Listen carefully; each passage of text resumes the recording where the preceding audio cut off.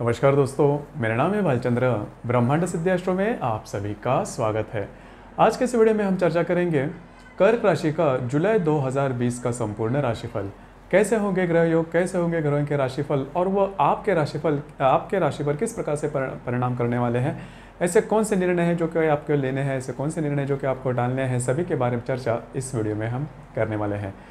तो सबसे पहले हम देखेंगे कि आपकी जो मानसिकता है या फिर शारीरिक स्वास्थ्य है वो किस प्रकार का होगा। मानसिक या फिर शारीरिक स्वास्थ्य के बारे में अगर देखा जाए तो जून के करीबन 21-22 तारीख के बीच आपने देखा होगा कि आपको बहुत ज़्यादा स्ट्रेस वगैरह आया था। इस महीने के भी करीबन 18 तारीख से लेकर 22 तारीख तक का जो समय है, वो जो 4-5 दिन है, उसमें स्ट्रेस आप बहुत ज़्यादा फील कर सकते हो या फिर शारीरिक रूप से कोई व्याधि आपको आ सकती है या फिर शारीरिक कोई फिजिकल कॉम्प्लिकेशंस वगैरह आ सकते हैं। ऑलरेडी अगर आप किसी व्याधि से त्रस्त हो तो उसके संदर्भ में भी कुछ प्रॉब्लम्स कॉम्प्लिकेशंस उभर कर सामने आ सकते हैं। तो उन 4 दिनों में थोड़ा सा सेहत के ऊपर ध्यान रखना बहुत ही ज़्यादा आवश्यक है। इसके बाद हम चर्चा करेंगे पैसे के मामले में आर्थिक जो आपकी स्थिति होगी, फाइनेंशियल स्टेटस जो होगा वो किस प्रकार का होगा। देखिए, करीबन मतलब जून पूरे महीने में आपने जून के करीबन 15 तारीख की से आपने देखा होगा और इस महीने के मतलब जुलाई के करीबन 16-17 तारीख तक भी आप महसूस करोगे कि पैसे के मामले में प्रॉब्लम्स वगैरह आप फील कर रहे हो, पैसे के मामले में प्रॉब्लम कॉम्प्लिकेशंस आ रहे हैं। तो उसी के ऊपर थोड़ा सा ध्यान देना चाहिए, क्योंकि आपकी जो राशि वैसे देखी जाए प्रैक्टिकल है, पैसे जल्दी खर्च नहीं करती, लेकिन कभी कभी ऐसे मामले उभर कर सामने आ सकते हैं या फिर घर के मामले में भी घर के जो लोग हैं उनके लिए भी कुछ खर्चे करने पड़ सकते हैं। तो थोड़ा सा उस स्पेंडिंग के ऊपर, खर्चे के ऊपर थोड़ा सा ध्यान देना ज़्यादा आवश्यक है। हालांकि जो बात है आपने पिछले महीने में ज़्यादा महसूस की होगी, करीबन 16-17 तारीख से लेकर 22-23 तारीख तक, तो वही बात जो है इस महीने में भी थोड़ी बहुत उतनी ज़्यादा इंटेंस नहीं, लेकिन करीबन 16-17 तारीख तक वो आप फील करोगे कि पैसे के मामले में आपके खर्चे बहुत ज़्यादा हो रहे हैं।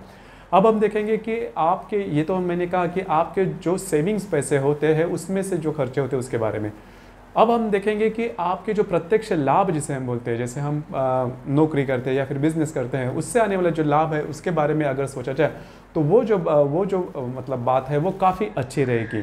मतलब आपने जो भी मेहनत की है या फिर जो भी आपका जो भी बिजनेस है या फिर नौकरी, उसमें से आपको जो इनकम आएगी वो काफ़ी अच्छी होगी, उससे कोई आपको प्रॉब्लम दिक्कत नहीं होगी। लेकिन बैलेंस जो आपके पैसे हैं वो खर्चे होंगे, जिसकी वजह से थोड़ा बहुत स्ट्रेस आपको लग सकता है।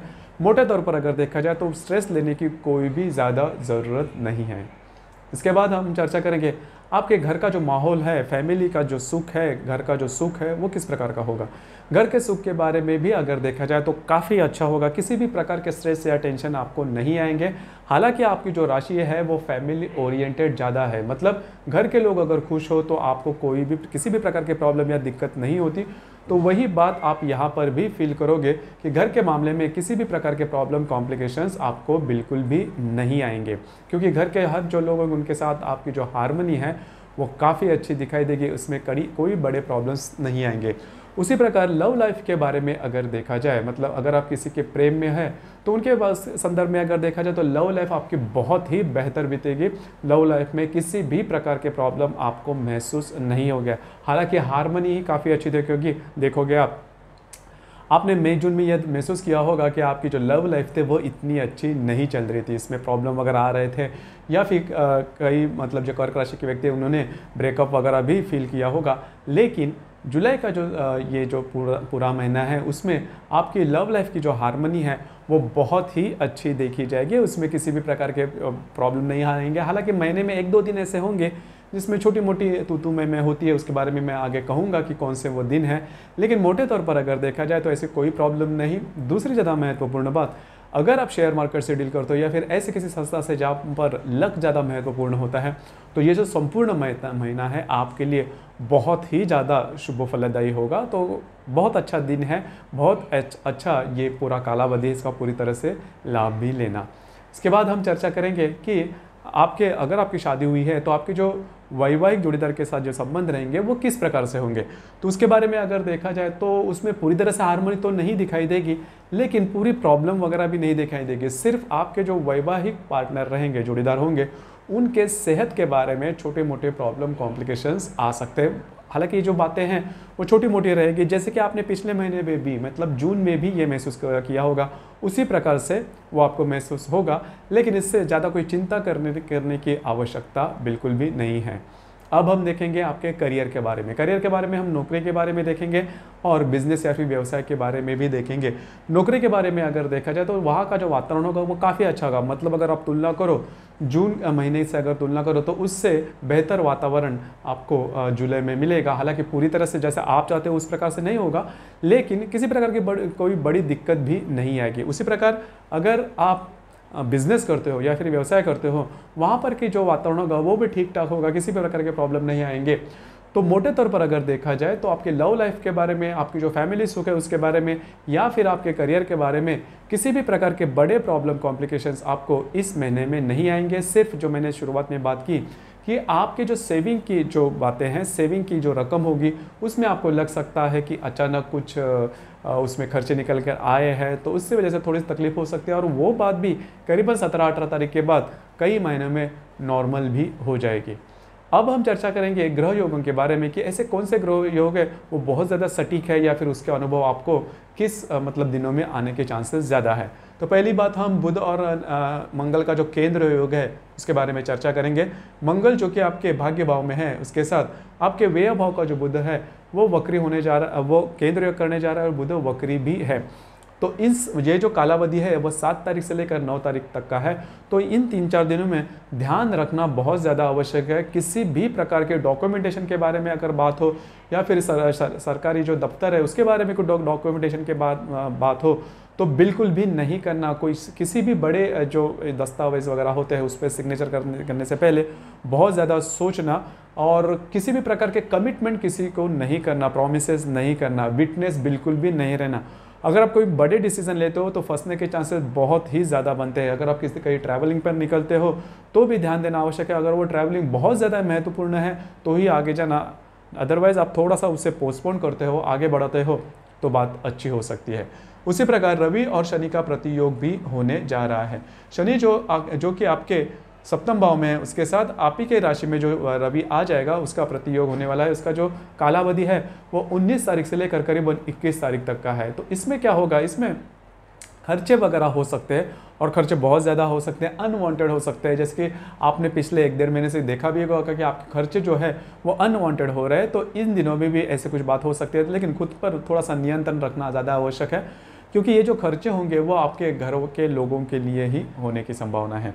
उसी प्रकार शुक्र और नेपच्यून का केंद्र योग भी होने जा रहा है। शुक्र जो कि आपके लाभ भाव में है, उसके साथ आपके अष्टम भाव का जो नेपच्यून है वो केंद्र योग करने जा रहा है। तो आपके जो मित्र परिवार होंगे उनके साथ, उनमें जो महिला वर्ग होंगे उनके साथ तू मैं हो सकते हैं।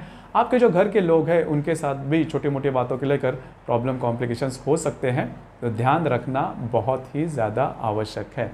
इसके बाद हम चर्चा करेंगे सबसे महत्वपूर्ण जो ग्रह योग है, बुध और नेपच्यून का नवपंचम योग यानी कि त्रिकोण योग होने जा रहा है। बुध जो कि आपके व्यय भाव में है और वो मार्गस्थ भी हो जाएगा अष्टम भाव के नेपच्यून के साथ, वो नवपंचम योग यानी कि त्रिकोण योग करने जा रहा है, जो कि आपके लिए काफ़ी अच्छा होगा। डॉक्यूमेंटेशन के बारे में जो मैंने पहली बात की है कि डॉक्यूमेंटेशन के बारे में थोड़े बहुत कॉम्प्लिकेशन या प्रॉब्लम आ सकते हैं, तो इस मंथ के मतलब इस महीने के आखिर तक आप उसमें से कुछ ना कुछ तो सोल्यूशन निकाल ही लोगे। और जो भी आपके पेंडिंग काम है वो किस तरह से पूरे किए जाए, या फिर आपके मन में अगर कई अगर प्लानिंग होंगे तो वो जो प्लानिंग है वो किस तरह से आगे बढ़ाई जाए, उसके बारे में भी काफ़ी अच्छी सोच विचार हो सकती है। इन डेप्थ सोच विचार आप कर सकते हो, जिसके आधार पर कुछ अच्छे निर्णय भी आप ले सकते हो। इंट्यूशंस आपको काफ़ी अच्छे आ सकते हैं। गट फीलिंग जिसके बारे में हम ज़्यादा सोचते नहीं, लेकिन अंदर ही अंदर से हमें ये पता चलता है, या फिर अंदर ही अंदर से आवाज़ आपके अंदर की आएगी कि किस प्रकार से आपको आगे बढ़ना है, उसके संदर्भ में आपको आइडिया आ जाएंगे, जिसकी वजह से कई जो प्रॉब्लम आपके सामने आएंगे वो कई मायनों में सॉल्व भी होते हुए नजर आएंगे। उसी प्रकार यह जो महीना है जुलाई 2020 का जो महीना है, उसमें पूर्णिमा जो है वो 4 तारीख से लेकर 6 तारीख तक उसका प्रभाव होगा, और अमावस का जो प्रभाव होगा वो 19 तारीख से लेकर 21 तारीख तक का होगा। तो इन दिनों में किसी भी प्रकार के बड़े निर्णय नहीं लेना, बिल्कुल भी नहीं लेना। और दूसरी बात, कमिटमेंट किसी को नहीं करना, प्रॉमिसेस नहीं करना, ये बात बहुत ज़्यादा महत्वपूर्ण है, क्योंकि इन दिनों में हमारी जो मनस्थिति होती है वो नॉर्मल नहीं होती है। और आपके राशि का स्वामी भी चंद्रमा है, तो होता क्या है कि चंद्रमा पूर्णिमा के दिन थोड़ा सा पूरा तो दिखता है, लेकिन उसमें और सूर्य में थोड़ी सी कश्मकश चलती रहती है, और अमावस में उसकी जो वो जो चंद्रमा होता है वो पूरी के पूरा प्रभावहीन ही होता है। तो दोनों भी एक्सट्रीम लेवल होते हैं। तो पूर्णिमा और अमावस के ये जो मैंने कालावधि का, इसमें किसी भी प्रकार के बड़े डिसीजन बिल्कुल भी नहीं लेना। तो दोस्तों ये था कर्क राशि का जुलाई 2020 का संपूर्ण राशिफल। आपका ये राशिफल कैसे लगा, आपने किस तरह से अनुभव किया, इसके बारे में नीचे कमेंट बॉक्स में ज़रूर कमेंट करना। आपके मन में भी अगर कोई ऐसे कोई विषय है जिसके बारे में आप जानकारी लेना चाहते हैं तो ज़रूर कमेंट बॉक्स में कमेंट करना। और अपना ये जो चैनल है ब्रह्मांड सिद्धि एस्ट्रो, इसे भी लाइक शेयर सब्सक्राइब ज़रूर करना। धन्यवाद।